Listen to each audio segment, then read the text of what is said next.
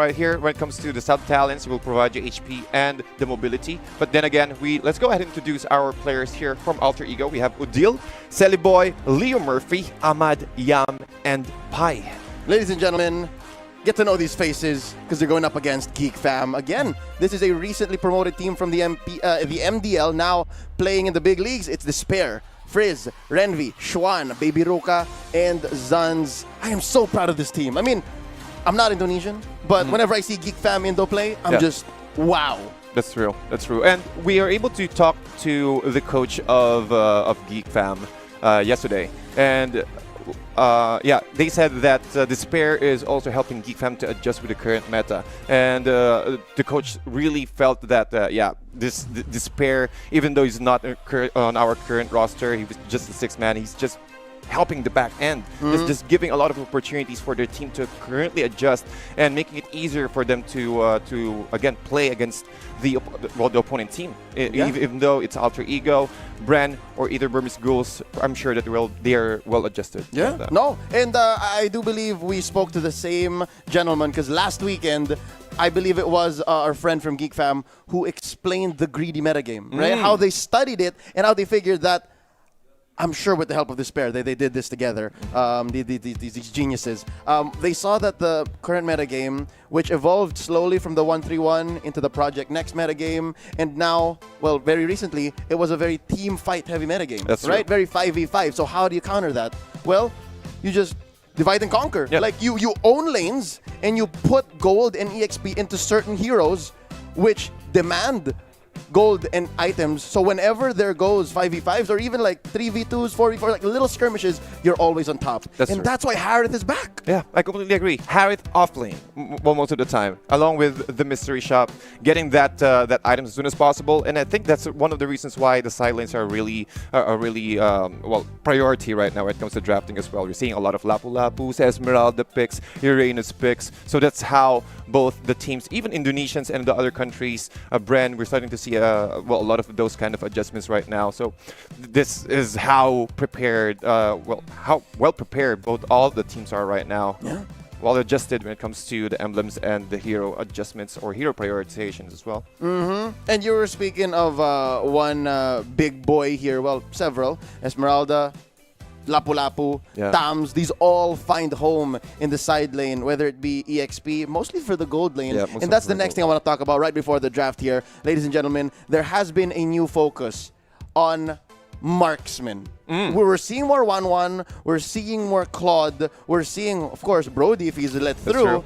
And right now in the draft, as we begin, it seems like the choice, at least for the earlier part of the draft here, is to just let that be. Because some teams, they would think, it's either we play Brody, we ban Brody, or we ignore Brody. We just go fast. And looking at the first bans, it's the Selena and the Benedetta. Yeah. DDZ, what else should we be looking out for here when it comes to the bans? Yeah, we are looking at Barat's Brody possibly, and also an Esmeralda here. And what I really love about Alter Ego here is they're respecting Freeze's Selena. After the performance yesterday, it was really great, getting that flame shot steals from the buff and also securing those kills at the early phase, at the early game, really amped up the momentum of GeekFam Indonesia right here. And also almost the same ban with GeekFam Indonesia, Brody plus a Benedetta. And I think if Esmeralda wasn't banned here by both teams, Alter Ego will have a chance to do almost 90%. They will get that Esmeralda. Sounds like a good first pick because, again, it's safe. It doesn't really say anything about your lineup. That's true. It's literally just leave me here. I will work. Let me get Avarice at about 8-9 minutes. If I'm doing fine, I'll start taking names. Right? That's essentially what Esmeralda does in this current metagame. And by the way, that new skin is totally fire. Blazing West. I love it. I love it. I really, really love it. First time I saw it, it was, I think it was Bren. Oh, Esmeralda. Esmeralda's been banned here already by Alter Ego. We're not seeing it, man. We're not seeing it. Man. But maybe the next game, but no chance for GeekFam Indonesia to secure that Esmeralda. So I'm looking at the Barat's or rather a Yuzhong ban here for GeekFam Indonesia, since most of the Indonesian hero pool, they're really the win rate or the pick rate rather of this Yuzhong is really high. One of the top 5, if I'm not mistaken. Still possibly, Jawhead will be removed here by GeekFam Indonesia. No potential steal here, but Hilda is open, which is almost the same. And the Alter Ego will go for a Lunox. Really versatile, flexible hero. Yeah, Lunox stock has just been so high recently. And if ever there's anything else that they should try to lock in is Hilda's open, Khalid is open. And of course, yesterday, we were talking about Brenny Sports. We were talking about Lapu Lapu. That's a Filipino hero right there. That's true. Yeah. Look at how this Lapu Lapu, he can easily adjust his sub-talents. He can go for an armor, more of a physical penetration, and then go for a Festival of Blood. So he can just soak all the XP if he went. He wishes to go for the for the XP lane, and then get that level 4 as soon as possible and start rotating. And once he's able to get those skills, those HP or the lifesteal when it comes to mid game to late game will really amp up, give a lot of space for GeekFam when it comes to skirmishes and team fights. And they lock in the Harith just for good measure at sub 50% win rate. I think this is a product of just how much we've seen him recently, right? You see a hero picked so often. Again, that's pretty high contest rate. 30 times he was either picked or banned across all of the MPLI, and so far, I think it's just been good. His win, the games that Harith loses aren't because of the Harith. Yeah, I completely agree, and that also enables your team to really play aggressively when it comes to the side lanes. Again, once he's able to get his level 4, the Zaman Force will completely remove or will give you a lot of gold just by removing those energy shields from the turrets. Totally agree. But right now, this is pretty good. The Barats comes through, and of course, another hot commodity when it comes to tanks. The Baksha comes out, which interacts well with the Harith shields. That's true. Yeah. It will reduce the, at least the HP regeneration or all the regeneration of the shields. Really, really good up against the Lapu Lapu as well. Real mobile hero, he can just scout out all the enemy teams, also secure or almost possible buff steal. It will open up an opportunity for Alter Ego to go for a buff steal with his mobility from his shields. Again, really good late game. A lot of sustain that will be given here for Alter Ego. A good frontliner as well. So yeah, this Barats as well with a 50% win rate. Highly contested as well. Banned 19 times and picked 12 times.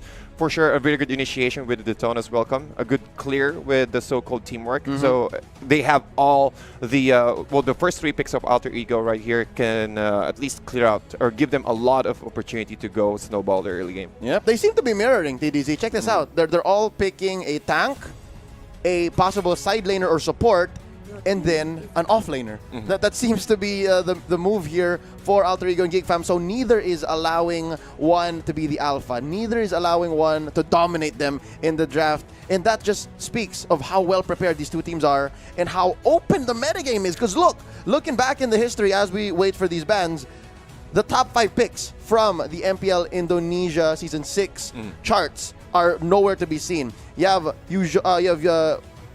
Yusun Shin, you have Cho, you have Khalid, Tams, and Farsa not showing up anywhere. Yeah.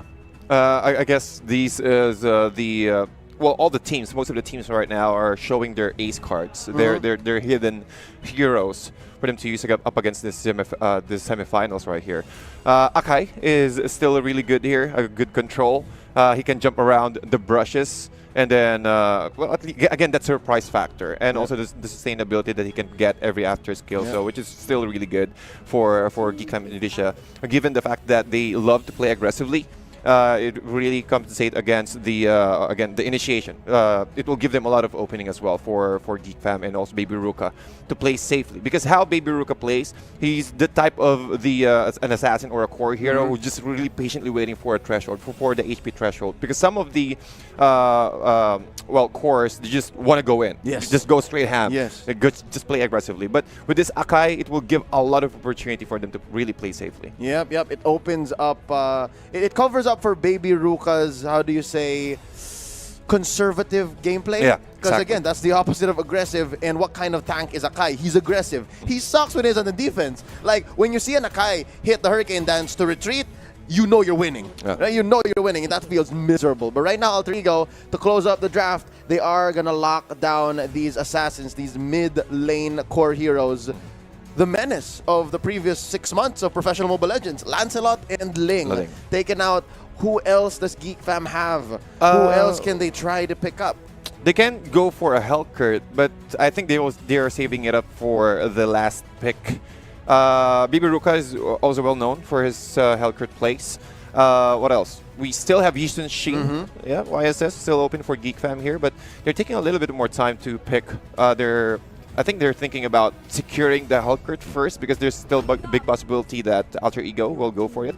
Or they will go for the side lanes. Yep, so that's the side lane. 2 side lanes, Zuns and Xuan. Yeah. And that essentially locks in Frizz as the Harith. Yeah, that's true.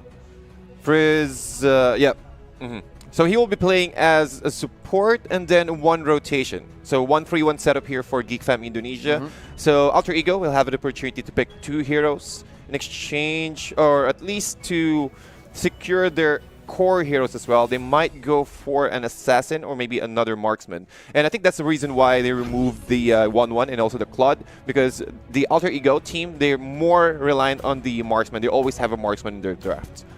And they will secure YSS on top of that. A lot of information has been given, a lot of ways to know where GeekFam is. So also a lot of crowd control as well, using the Blood O from Alice here. Yep, and Alice has been a star in this current metagame. 66.7 win rate. Wow. Who should have been banned. I don't know how she got through. Ladies and gentlemen, it's looking great for Alter Ego. GeekFam might, for the first time, meet their demise. They might lose a game here. I'm feeling it unless they cover up well with this last hero. We need a core. This is definitely a core. There's no other way to go about it. I think they're considering TDZ. Who else is left? The Hellcurt. Yeah, that's one thing. Hellcurt for sure. And Hellcurt looks good. Hellcurt works against Alter Ego's lineup. That's true. And I think Alter Ego knew that that they're going to pick Hellcurt. So I think that's one of the reasons why they've also secured a YSS on top of that, the Mountain Chakra at least. To check where he is. Yeah, to check where he is. So yeah, there we go. Last pick for GeekFam Indonesia. There is the Baby Ruka's signature hero again. 50% win rate, 4 times picked and 2 times banned. So still on the hands of Baby Ruka. It will be a really devastating play. But GeekFam, I think they will go passive here for the first few minutes before. Well, they need to make sure that they will play aggressively after the energy was. The energy shield was removed from the turret, so... Right, that's the timing. That's the timing. That's right timing. And of course, when Baby Ruka's ready. Yeah. It comes off of Baby Ruka being ready, and of course, the initiation from the tank, and that's what we can expect. Again, ladies and gentlemen, we're starting game 1 here. Alter Ego versus GeekFam. Real quick, TDZ, you don't have to go deep unless you want to. Which lineup are you digging? Well, I love how GeekFam will draft their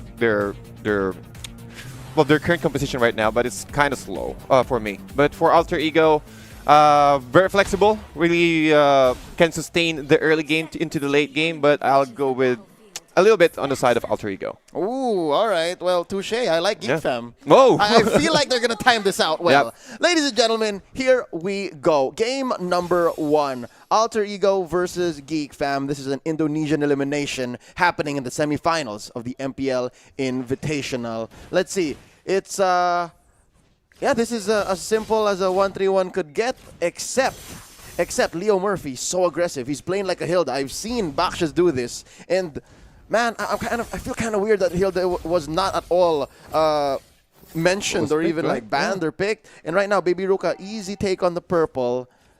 And you're right. I think it's Alter Ego who wants to be on the aggressive side first. Yeah. And then GeekFam gonna try to go for a counter. That's real. Because, well, for the first few minutes, they need to control Freeze as soon as possible, prevent him from getting his level 4, and then Udil against Freeze. This will be a Udil against Freeze game here for the first game. We've seen how Lunox able to burst any kind of heroes here once he's able to get its level 4. Really aggressive here for Odile. And also Ahmad, once he's able to get its level 4, we might see a lot of rotations here. An early rotation for AE to control or at least stop the movements from GeekFam. So far, it looks like mission accomplished for Alter Ego. Zun's going here for the check. They're able to make Frizz recall. 1 minute, 30 seconds. That's a level 2 Harry. That's miserable. I'm sensing the despair in Frizz. But right now, Renvi and Baby Ruka catching a handful of Mountain Shockers. And yeah, I think Alter Ego, their play here really is aggression because, okay, let's check where the rest of GeekFam is so that we can go aggressive on the rest of their laners. That's true. And, well, with the mobility from Leo Murphy, they can actually react in an instant every single time. Again, a lot of things happening here in bottom lane. Selly Boy's in trouble, gets knocked out by Shawan. Ahmad only able to watch as his core is decimated. Yo, Lapu-Lapu something else. What exactly makes Lapu-Lapu so strong right now? Well, again, I think because of his toolkit, well, he does have a lot of skills, and once you use the emblem, well, the Festival of Blood, it will give a lot of sustainability for your, well, for your hero, and he loves that. He loves going in. He loves, well, getting those early skirmishes and possibly get those stacks from the Festival of Blood. That's a lot of opportunity or a lot of strength or advantage that he's able to get up, especially once he's able to get that first blood. You mentioned he has a lot of skills. He technically has 6. 6, right? yeah, because of the great sword of his ultimate and then another set of one. Yep, he swaps it out, right? Yeah. And just it's all about juggling. But right now, another Mount Shocker checking where the rest of GeekFam is. Zun's looking low. Goes for the 1,000-pounder away. Gonna use the Cyclone Eye. Can he run away? No, he can't. That's gonna be one. Udil gets it. Oh, that's Udil on his signature Lunox. Yeah, that's true. And again, we've seen Udil here really playing aggressive. Currently level 5 right now, and with that kill, there's no tanks. There's no way that GeekFam can contest this first turtle here. And Boy will be the ones going to take it. Retribution has been used. And again, just like what we mentioned earlier, Leo Murphy just roaming around the map. And Udil and also Pai is just waiting for the right moment for them to strike here, while also giving space for Selly Boy to well, to get his farm up. Speaking of farm, look at that. Really quick 3-minute clock of destiny here. Ahmad getting spotted up by Ruka. Ahmad has to take care of himself. I think Ahmad can start to just own this lower half of the map and then go from there and just get stacks on that COD and just outrace essentially even Frizz. Because Frizz, I don't know, Alter Ego, they've done so well to choke out Frizz. That's true. That's true. And Frizz were just well, really having a very difficult time here. Well, he hasn't able to use his well, his Diamond Force yet. Look at the towers here, or rather the turrets here. Middle lane still have their energy shields, and well, he haven't got any space at all because of the rotation of Alter Ego here, especially with Leo Murphy and Udil. And it's really easy for Udil to burst out damage, and it's difficult for Frizz to get those shields up because he needs to use his Diamond Force first to get the key insight plus the Chrono Fisher. So yeah, it's really favorable on the side of AE right now. But not by much. They are ahead by about 1,000 gold. Not even 5 minutes in. And yeah, the shields are still up. So far on point here, TDZ. Because I think that is what's lacking from Frizz. He is sharing buffs here with Baby Ruka. And I guess that's just the lay of the land. Previously, you would see buffs on buffs on buffs on like one hero. But now you have to start sharing. And I think this is key. Because Frizz, he's been locked in his lane underneath for the past, what, 5 minutes? But right now, they're going to go aggressive. Diamond Force underneath you. The Blood Oath's not going to save you. Ahmad gets knocked out. So many ults used onto one hero, but is it worth it? Now, Zun's with the Hurricane Dance destroyed by Udil. Even underneath his turret, Selly Boy getting a few hits onto this shield. No, unshielded turret. Leo Murphy underneath gets blasted by the turret. Baby Ruka and Frizz a little too deep. Yeah. But I guess GeekFam is just taking what they can, almost evening out the gold lead here, just barely 500 That's for true. AE. And I think it's kind of okay by expending all of your almost all of your ultimates to Ahmad, because Ahmad needs to get his stacks first before he can really join up the fights. And well, stopping him for at least, well, putting him on the sidelines for the next 30 seconds or so, that gives him at least, or you're preventing at least 10 stacks. At least 2 creep wave stacks there from well, for Ahmad's Alice, which is really beneficial. You're just delaying his power spike a lot just by killing him once. So essentially, Ahmad is Alter Ego's Frizz. Like you just do everything you can before it's too late, which now opens up Udil. Right now, Dark Knight falls just to protect this turret take up top. Pai, you got a job. Pai, you gotta do it. Pai just lets go. He says, I can't, man. It's too much. Now Zun's and the rest disengage. Leo Murphy coming in, rolling. He's going to be looking for an engagement here. Nope, that's going to be a jump out by Baby Ruka. And so far, TDZ, I like it. Baby Ruka's been picking his fights very well, very smart. That's true. Well, just like what you mentioned earlier, he's more of a conservative core hero. He doesn't want to really go over it. However, here a lot of skirmishes happening into the middle lane. That one, of course, been used already. That's going to be the puissance by Leo Murphy, drawing out an ult or two, and they're going to disengage just like that. GeekFam, they don't want anything to do with this. It was too late. Yeah, well, now that Alter Ego saw that almost all of the ultimates of GeekFam has been expended, they will start rotating in a different lane now. 34 more seconds for the next objective, which is the turtle. But look at the positioning here from GeekFam, just completely isolating, getting all the angles here, any openings on the side of Alter Ego, just waiting and securing the best position that they can. Ooh, up top though, Renvi pops the Counter Inferno. Oh, one more hit from Sully Boy. That orange buff, worth it in weight and gold. Here's another one in mid though. Zun's gonna 1,000-pounder away. And wow, Pi is cutting the lane. Pi just doesn't care. TDZ in, up top. That's gonna be the Zaman Force. And the Dark Knight falls. Is it gonna be enough? No, Ahmad. it's not. Ahmad outplays one. It's a trade. Oh, that feels miserable for GeekFam. Yeah, however, here, bottom lane, we're seeing a lot of, well, the tone is welcome here with Leo Murphy here. Woo!